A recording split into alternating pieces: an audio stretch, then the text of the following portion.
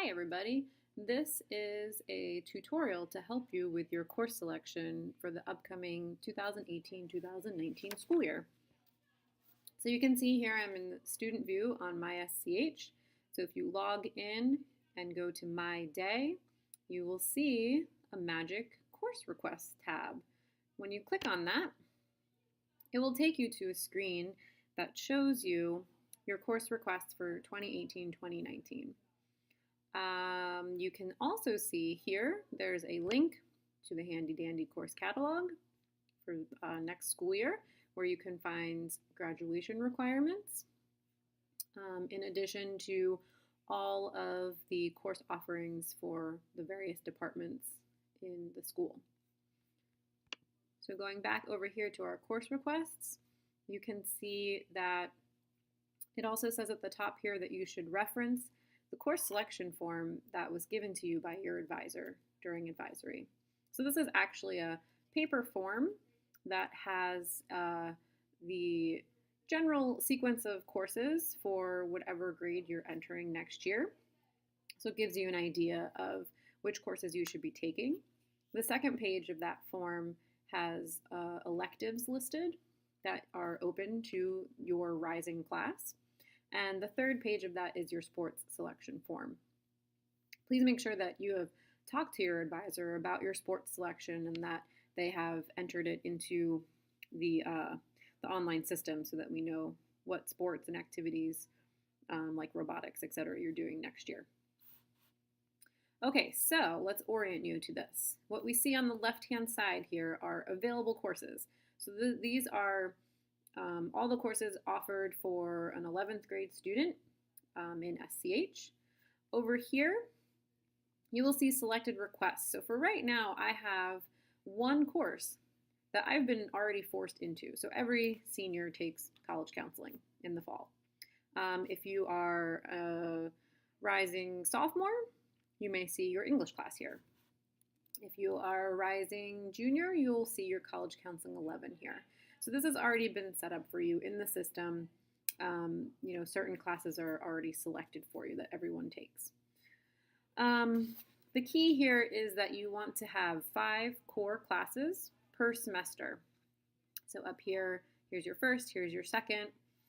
You can have a maximum of 7 courses per semester. That would any less than that, if you're in 9th and 10th grade, you would have study halls or 11th and 12th grade free periods. Okay, so below selected requests, we have recommendations. And interestingly, you can turn these recommendations into a request. So if I see this, Ms. Kraft recommended me for AP Statistics, and I say, yes, I would like to turn that into one of my selections. So it shows that I've added that to my selected requests. I have first and second semester. It's a full year course. And I don't need to put an alternate because it's going to be my main math course. You'll see though, if you are, looking for your CP, let's say science courses. This is for, a rising senior. You aren't necessarily going to be recommended for every single CP course that's offered because there are a lot of them. So I know that I want to take, you have to take an English course in your senior year and you have to take a history course. So you can come over here and look for your history electives. And you see a whole host of history electives, and just make sure that you're paying attention to the semesters. So for my first semester, maybe I want to request race and gender. And a few things can then come up. So first of all, for all of your for all of your electives, you need to put in 2 alternates. So race and gender is a spring course, and I'm going to add alternates for the spring. So maybe I would like to do documentary film if I can't get into race and gender. And then my second would be Europe and the Cold War. Okay, so I've just set myself up for one history class with two alternative choices in case I don't get into my first choice. We will try to honor your first choice as often as possible.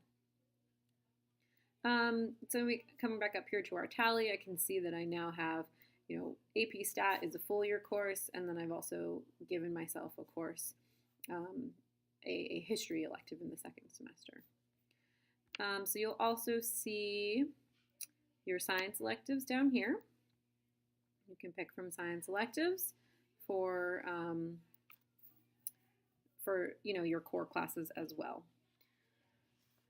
As you continue to add selected requests over here, once you feel like you're at a point where you are, pretty full, pretty happy with your schedule, just remember to press save down here in the bottom right. So that's gonna make sure that, all of these requests that you're putting in are saved. And I'm not gonna press that save button right now because this is just for training purposes. Another fun fact, if you can have the course catalog open in a separate tab like I have it up here, but you also can just go over here to English, for instance, and I can look at Creative Writing 1. If I click on it, it will tell me all of the pertinent information about that class. And this is taken right from the course catalog, so it minimizes you having to switch back and forth between places to get that information.